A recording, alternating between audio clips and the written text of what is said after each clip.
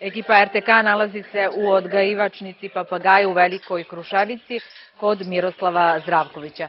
Pa najpre vas pitam kako ste krenuli sa ovim hobijem? Pa to sam krenuo još iz detinjstva. Čuvao sam tako po neku ptičicu, u kavezu jednu, dva papagaja i to sam zavoleo. Kasnije kad se stekli uslovi da sam mogu malo da krenem, se kaže malo više da to čuvam. Počeo sam s jednim parom isto tigrice, kupio sam to i oni razmnožile se. Vidio sam da to ide, pa sam kasnije počeo više tigrica, kupio nimfe, krenuo sa nimfama, onda rozenkolisi, rozele i tako sada imam jedno 10-ak vrsta papagaja u mojoj odgajavačnici. Za sada planiram i dalje da idem da još imam drugih vrsta.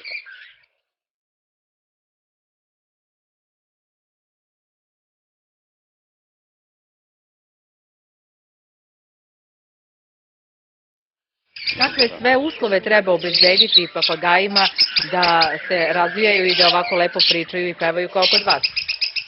Pa najpre potrebna je ljubav, da se to treba raditi s ljubavlju. Onda potrebno je i smeštaj, adekvatan smeštaj, adekvatna hrana.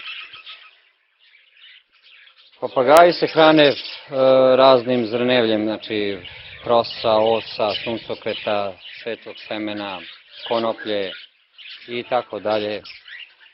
Uz to im isto dodajem šargarepe, krastavca, voća, povrća, znači raznih i tako to jedu.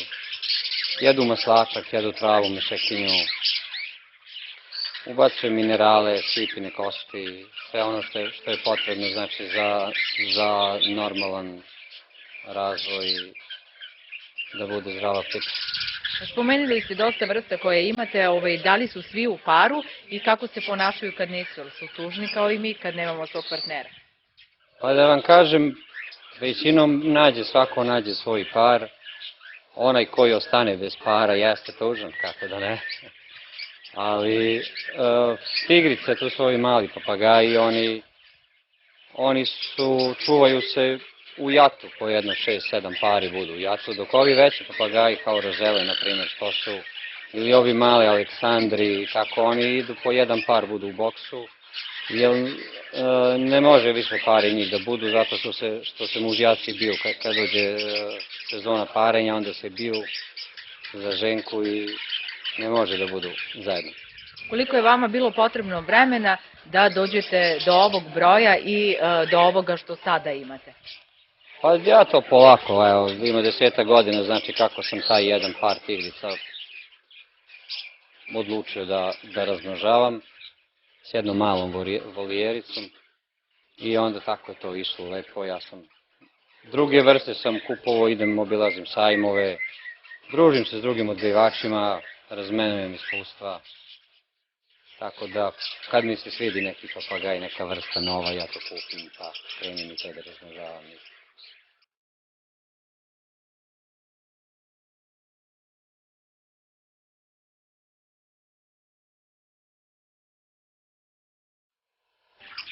Koji su sada vaši planovi vezani za papagaja i šire? Vidimo da ste čovek koji je ljubitelj životinja, pored papagaja imate još neke životinje, da spomenemo koje? Imao sam ranije mnogo više, sada eto imam vevericu jednu, čuvam kao kućnog ljubimca. Drugo, imam neke ptice, egzote, imam psa, mačke i omacila mi se maca, ima jedno 2 mali mačeta, vidjet ćemo i to kakve su. I pčele, korisnu životinju jednu, ali tako? Da, imam i pčele, eto, to sam te da zaboravim, imam pčele. I to skoro sam počeo pre jedno 4-5 godina sa pčelama.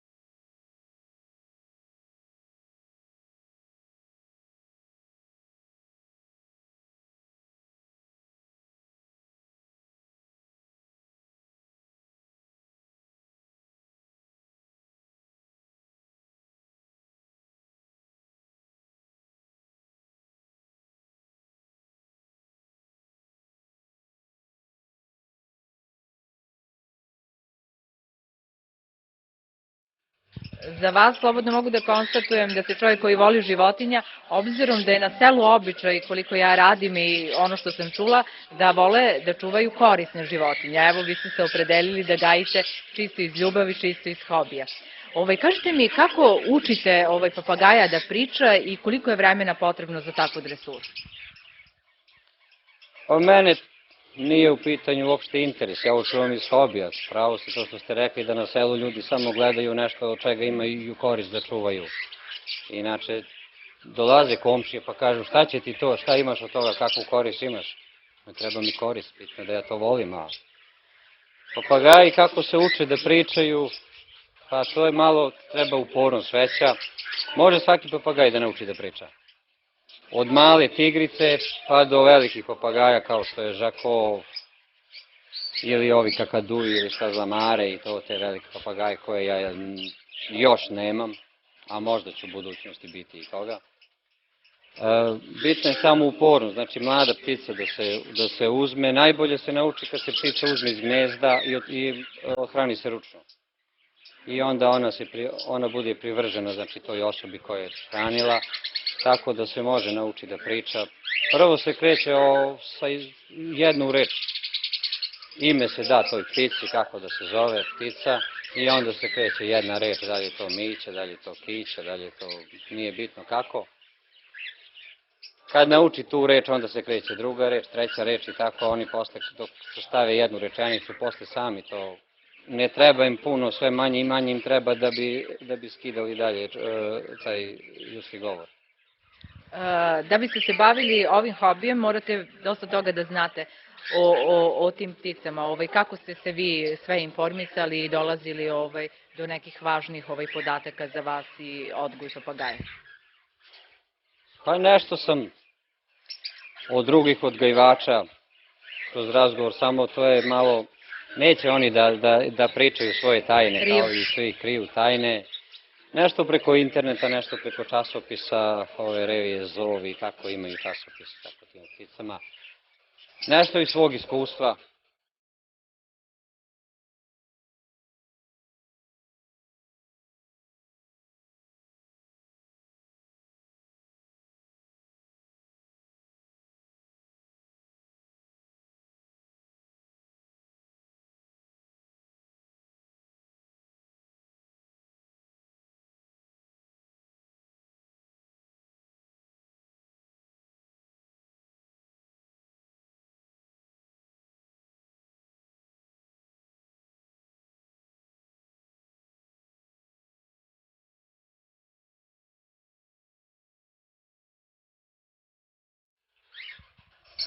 Za početnike i za ljude koje je ova priča zaintrigirala, pa i oni možda misle da za početak čuvaju bar jedan par, kažete nam koja je to najjednostavnija vrsta i kako se počinje? Pa najjednostavniji su tigrica, ovi mali papagaji, to najviše ljudi čuvaju po kavezima, deca, obično deca to vole da čuvaju i oni su najjednostavniji.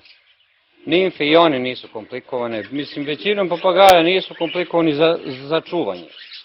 Samo čovjek malo da se zainteresuje, da pogleda što se godišnjih doba tiče, kako podnose zimu i gdje i tada držite, sad je leto i sad je sve u redu? Pa može oni da prezime i vani. Znači može da prezime ovde gdje vidite te ove moje volijere, samo trebaju da se zaštite najlonom, da se zaštite da ne bi vetar, jer u zimi duvaju severni vetrovi i od njih može se desiti da se smrznu, ali temperatura mraz kao mraz nije toliko za njih poguban. Znači za njih je najopasnija promaja i ti severni vetrovi.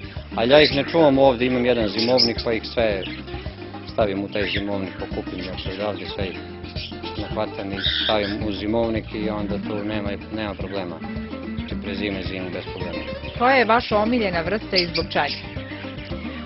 Pa ja najviše volim rozele, zbog boje.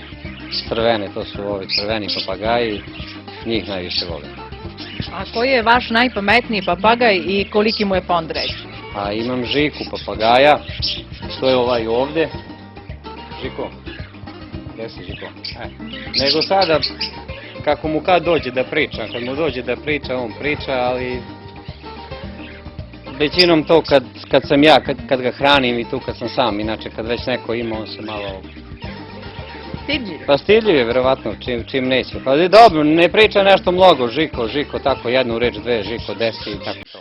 Pošto to sam ga ja, tako ja njemu pričao, si bio mali i to je naučio.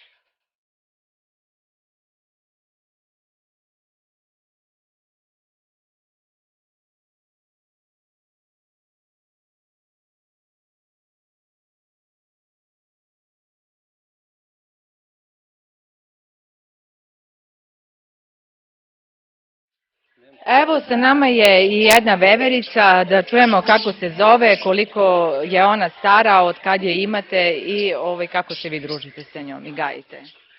Pa to je veverica mlada, dosta je mlada, zove se Verko, tako smo joj dali ime. A stara je, pa ove godine majka je okotila. Ima 2-3 meseca, nema više. To mi je dao jedan komšija. Uhvatio je u dvorištu, verovatno je mlada ispala iz gnezda i on je uhvatio, još nije znala ni da jede. I onda mi je dao, pošto zna da ja volim životinje i to kaže, znaš ti to da hraniš, kako da je hranimo, ja sam je uzao. Malo sam je hranio mlekom dok nije počela da jede sama i tako. Sad je ona pitoma, kao beba, tako voli da se mazi. I tako, dosta je mirna i pitoma. Ne pojede vam orahe, nemate u dvorištu, imate? Pa imamo, ali još nisu stigli, kad budu stigli. Vidjet ćemo. Pa naučit ću je da ide da bere te orahe i da donosi. Da se ne mučim ja, da mi donosi.